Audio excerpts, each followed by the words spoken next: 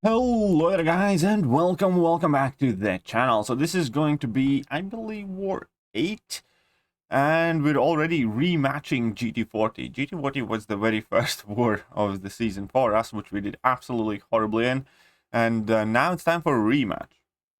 Now, I didn't have the busiest war, but still some interesting fights. So my team is going to be Magneto, House of X, Falcon, and Nimrod, and largely it is going to be Nimrod's war. So obviously GT40 has won like 5 straight seasons of Alliance Wars, so definitely the favorite going into this one.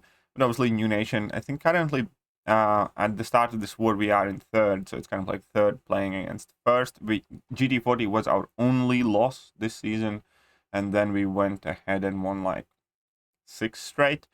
And here we are now again, already rematching them. So on the bright side, we're not going to have to play them the third time, hopefully, I think. Is it possible? No, it's not possible. There you go. Right, so I'm figuring out exactly how I'm going to boost here.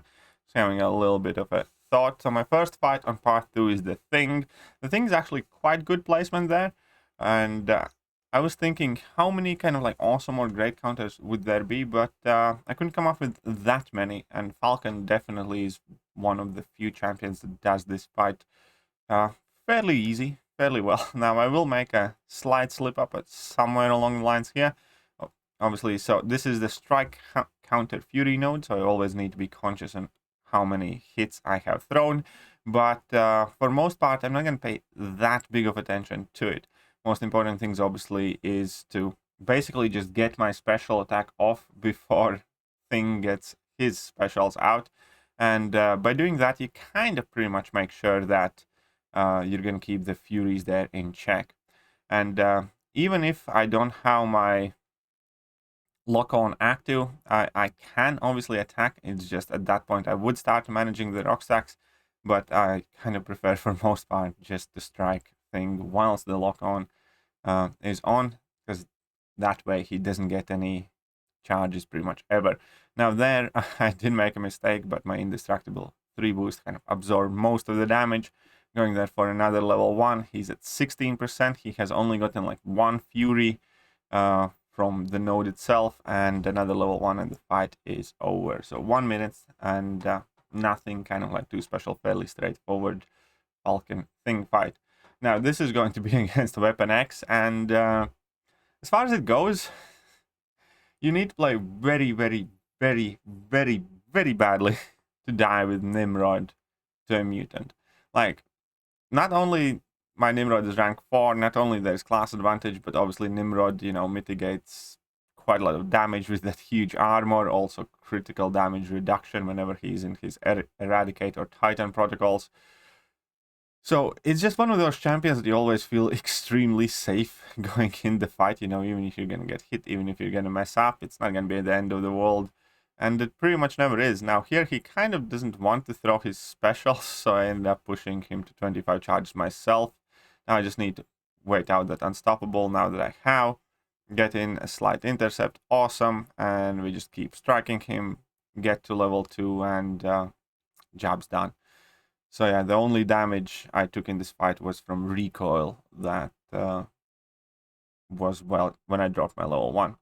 Now, I was clearing my fights actually quite late in the war, because I also needed to wait for other people to be in place for this middle to be opened. And now I'm going in the second section on path 5. Now, this Jabari Panther is actually going to be the first time I think I've faced Jabari Panther in this path 5. Quite often I see Kitty placed there, but that typically ends up being a 15-second fight.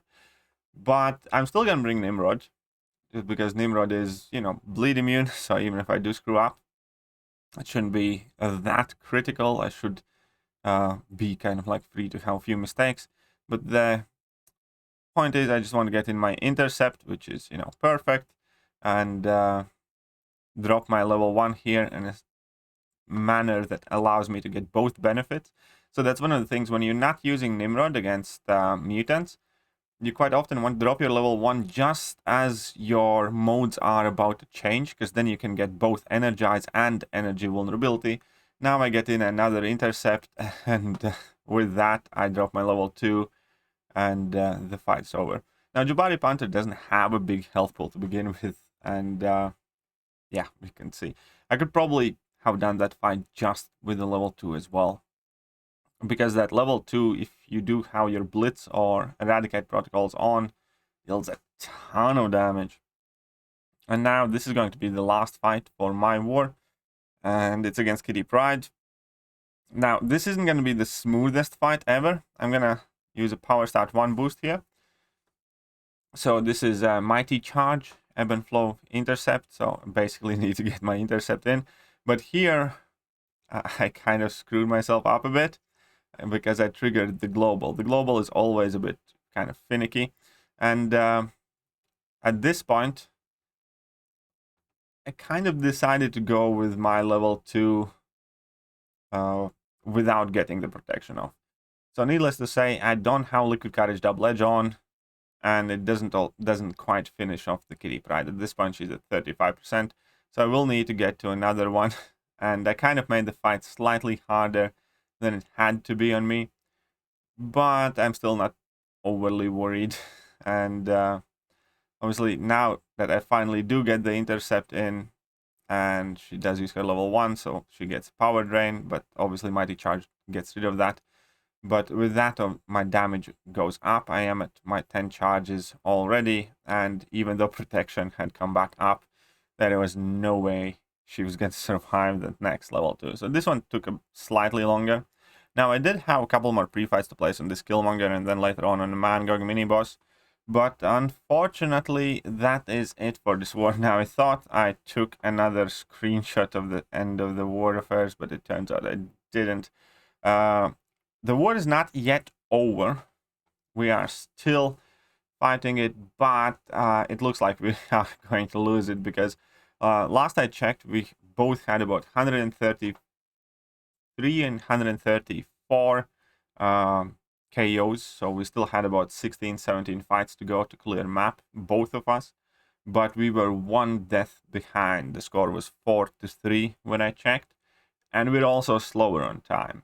So it means for us to have a chance, GT40 has to die twice, which is quite unlikely to happen. And yeah, it does look like we're going to take another L here to GT40. Obviously, they are playing exceptionally well still, very consistently. So, you know, great war for them. This is going to be our second loss, both of our losses against GT40. And yeah, we'll see what matchmaking has to offer for us for the rest of the season.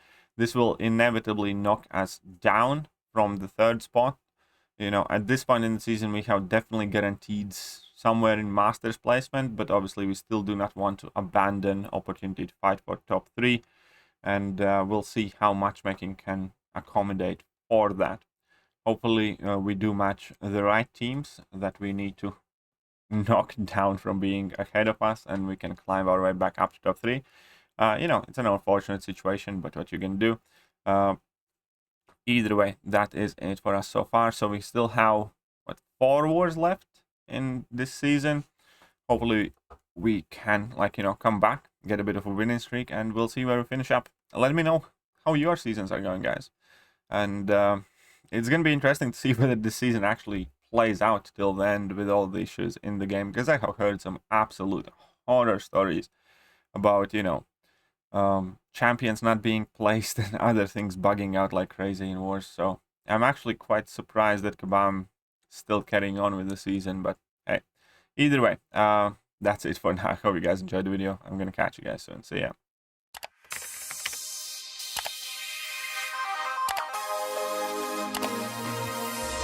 Hello there, guys, and welcome back to the channel. So we have all the information about the